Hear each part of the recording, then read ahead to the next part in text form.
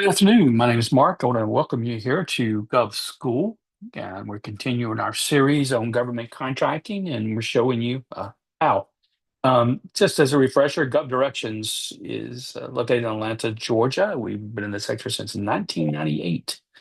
We certainly are thankful that you are using our services, and these particular sessions are designed to not only help you find the bids that you're seeking. We're the largest aggregator United States and really North America, Canada, and Mexico.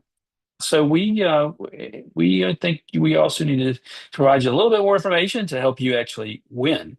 So it's a combination, 1-2 punch, finding and then winning the contract. And so this series, and you can come and watch what we've already done. We've first started getting started with government contracting, and then how to find the right opportunities, and then understanding really what you're looking at, and then how to write that winning proposal. And I've got two makeup sessions that are coming soon, and to get those, and we'll continue to offer these in the fall. But here we are in our summer school series here in Atlanta. So if you're watching this a little bit later, it's a good close to 90 plus degree heat here in Atlanta. We call it hot Atlanta if you're not from around here. And today, what we're going to do is start the series for state and local government contracts. There's lessons, or three of them here, and we're going to go through Thursday to fill in this information. But today we're going to spend together probably about 30 minutes talking about state and local. So thank you for joining us. If you're on YouTube, make sure you reach down there and subscribe. The subscribe button helps us fill our mission and alerts others who potentially are trying to learn about government contracting. And also make sure you follow, of course, if you like what you hear today. And we provide these to you to really help you gain the knowledge that you hope to gain in order to really win that contract. So I have a PowerPoint presentation here that I have been using each time to help us kind of guide us along. And I'm going to jump windows here, and I'll start that slideshow, and then start from there. Okay, so first, what we're going to talk about today is how state contracts really differ from federal government contracts. I know here at GovDirections, a lot of individuals come to us, and the first thing I hear from them is, I want to win that federal contract. Maybe they registered in SAM, the System for Award Management. We've talked about that. Or maybe they've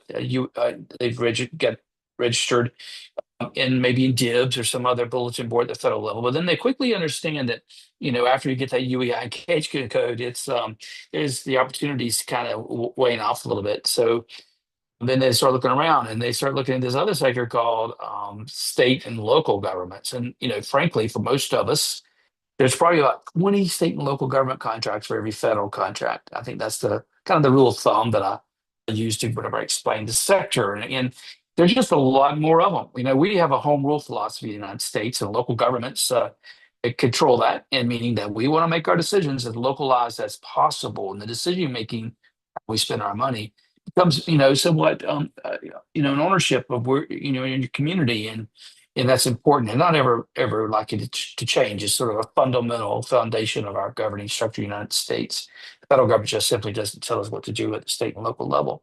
And so here we are, and we're going to talk about the different rules, the different portals, the different relationships, but massive opportunity. I'd say probably that this coming year, I'd definitely say, not probably, but definitely will be the largest spending period in local and state government history. The governments are just now getting their July 1 budgets, those that are on a fiscal year July 1. And here we are today. I think it's about mid-July, and then we have another group coming on in October, another group coming on in December, another group coming on in April. So it's a constant flow of local governments getting new budgets and spending. And unlike the federal government, which tends sometimes to hold off toward the end of a budget, these governments really sort of sit and wait for that budget money, and then they start spending it right away. So it's a sort of a different flow of how that's done. And so it's important that you watch that process. Now, today, what we're going to do in this discussion is I want to talk first about, really is a different game, okay, that we're playing. It's just, the 50 different states. Of course, we have all our provinces. We also monitor the provinces of Canada and all those, when I said states, but also our territories that we have in those places, the District of Columbia, for example, and Puerto Rico and others that are not considered states, but still active government contracting in the United States style as well. It's a faster cycle. They happen quickly. You are able to see everything. It's open. There's budgeting. There's this. They just don't operate in the dark. Versus the federal, where there is some systematic processes, but usually can take long periods of time to make an award. And the spend is $2 trillion. It's not all defense spending. These are areas that we know with roads and bridges and construction and so forth. And so this there every state though has its own procurement laws. And there is no federal FAR equivalent. FAR governs every federal contract and federal acquisition regulation. The state and local have their own rules. State contracts move faster, weeks. In fact, sometimes is awarded that day, and they're ready to get going to do business, and that quickly, and it's not months. They also pay quick, quick. You know, Relationships with state procurement officers carry more weight than at the federal level. You get to know them. They're not, and you're able to call them easily. I know sometimes it can be a little bit difficult if you're not in a transaction, but get in touch with somebody at the federal. And just a lot more of you trying to get in touch with them. And so it's somewhat frustrating to new contractors. So the local preference rules often apply. So if you're in local, they can help you.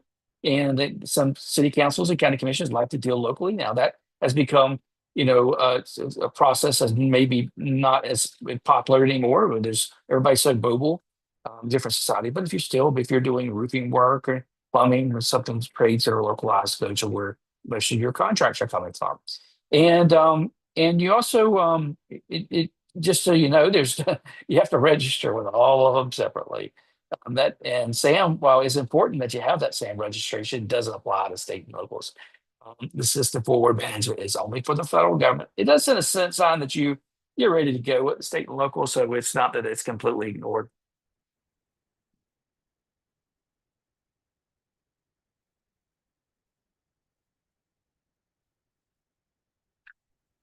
Um, what are the key differences?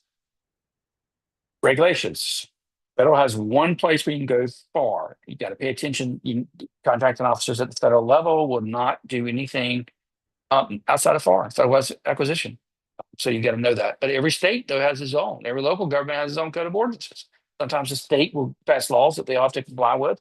So you got to get familiar with those. The portals. There's actually a single portal for most federal, and that's SAM. That's 25,000 above. There's other multiple portals that we monitor for you that are smaller transactions, DIBS, Navy, GSA. But it is not to consolidate effort at the local level and state level. Not going to happen. Just doesn't. They don't like to do that. They like to control their own methods. So each state can sometimes have its own portal. About 30% of them do. Excuse me, about 30 out of 50 do. Maybe a little bit higher than that now. It can change, and then some of them will let local governments post there. Some states have requirements, but you can see where local governments don't honor that, and they still want to maintain their own, and they have the ability to do that. So you'll see this fragmentation and grows significantly as we look at the state and local level. And the other difference is the timeline. It's States are usually weeks in decision making, federal months. Relationships easier, local governments preference usually in state, minority owned businesses, MBEs, WBEs. You see that now, the inclusive type of approach at more the local and state level now. Thresholds, they're a little bit lower usually. And so therefore you get to know about the projects. Some projects you may not hear about at the federal level. The first step, always know your state's procurement laws. So you can go and you can Google that. Go to the state's procurement portal, and they usually have a area where you can go and get a vendor guide that's available, and learn how the informal process works. Understand how the bonding, insurance, and licensing will be different from each state. Understand your purchasing thresholds. These are basically what level does a government contracting officer at the state and local level have to go out to bid with? Sometimes they have a lot more flexibility at the local government level, state level, and they just strike a deal with you, transaction, and so you can monitor it. And it becomes more important that you really are monitoring it in the budget cycle. Every state has a central procurement purchase officer. In Georgia, we have the Department of Administrative Services. They do a great job, and you can get to know those individuals, and they're usually out in the field, and and very helpful. So that's always good. They always publish these vendor registration requirements, so you want to make sure you register. Whenever I talk to my clients, I say always choose.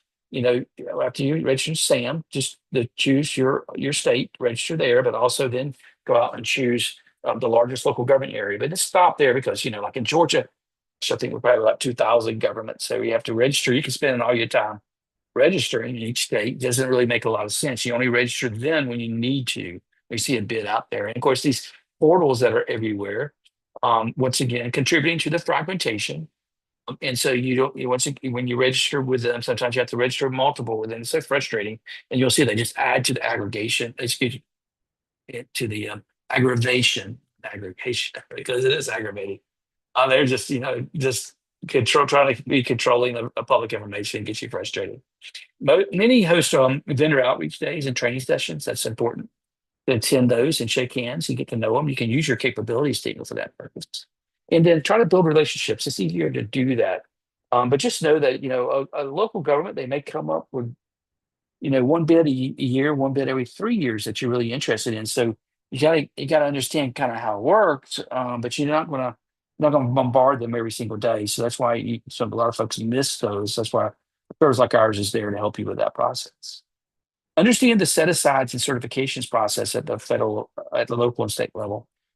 State governments, while some have their own programs for set asides, they typically work with a preference system, meaning that a set aside only those governments that meet, excuse me, only those organizations that meet those criteria can bid on a state, or local government project, or federal. So set aside. At the preference system means everybody gets to bid. We may show preference to a group based on a variety of factors. Some in the state can carry revenue or employee count size, but not as many as they do at the federal. Certified businesses can compete in a dedicated bid lane, meaning that you're the only ones who can bid. And so that's helpful. Yeah, you just don't see these. It's also a lot of times geographically based, maybe more so in the Northeast and Western far, but in the South and then Midwestern, you really don't see as many programs that are out there. Maybe occasionally you'll see some preferences that are locally driven or related to veteran-owned businesses. This is the most important thing. I actually told one of my classes that I've read more budgets than anybody in the world. I think I can stand by that and defend it. I read a lot of budgets, local, state, and budgets primarily, of course.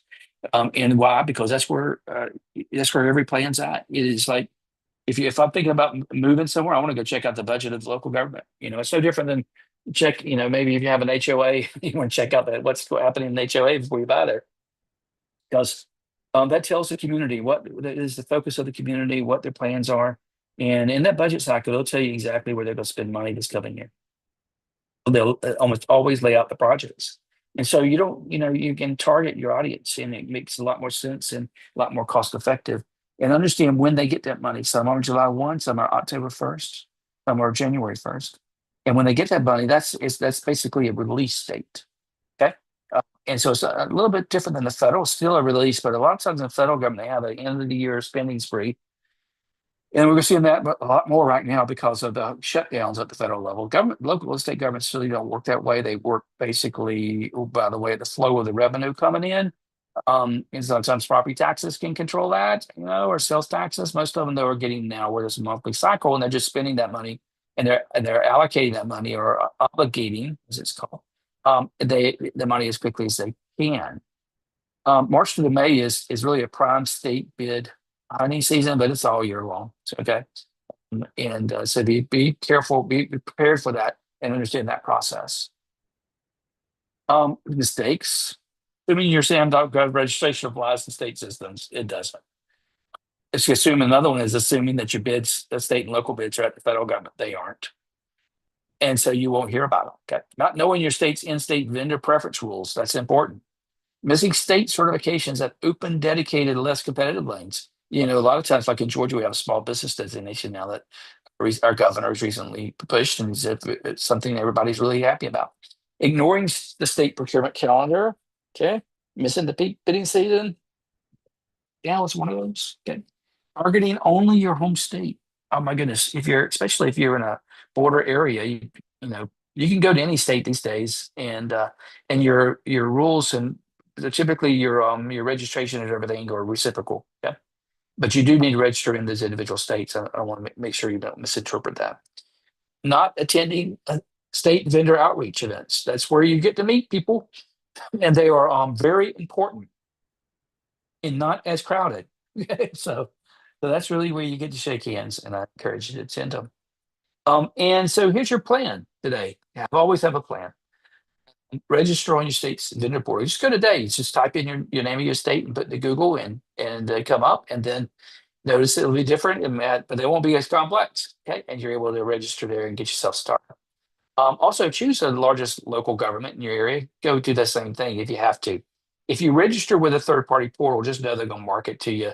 And also know nowadays to make sure you're familiar with their privacy standards. Because now, believe it or not, they're taking your information and they're selling it to your competitors. So, it's so frustrating that governments will give them this authority and then require you to use these third party private sector organizations. They just are taking your budget, they're taking your bidding plans, things of this nature, and parceling out to your competitors. Read your state's procurement guide and understand the purchase threshold. I'll just tell you, you can opt out of these policies statement. You can send them a note and tell them not to do that, and then because you're trying to work with the government, and just be insistent on it. You'll have, and make sure you copy the government, but then insist that they do not use your information in any way possible that discloses anything related to your bidding practice. Frankly, I think it's a violation of collusion, and they're bordering on issues related to that. Apply for all applicable state certifications this week. Just step down, look at them, and look in that local area. Sometimes, like in my county, we have a local small business certification. In some areas, they have the LGBT certifications. And so you want to get as many as you can. Don't wait to bid till you get those, but go ahead and get them. March through June. Actually, target the whole year. I'm going to strike that one. But maybe your peak. That's when you put a little more emphasis. A lot of us go on vacation in June. There are a lot of bids out in June. So be aware of that.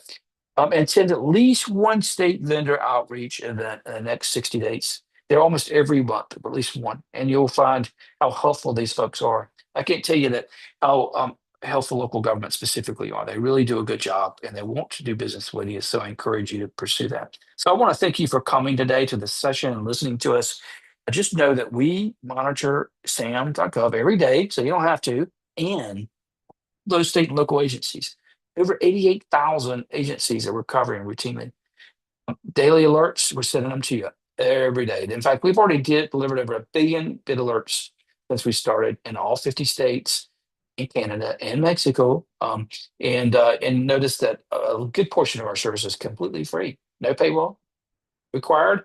And we recently introduced a one-off type of a transaction where you can buy the data just for 1 minute and 2 minutes, and use it only what you need. So I want to encourage you. We really do enjoy serving you and trying to make sure that you're in a winning mode. And please reach out to us if you have any questions.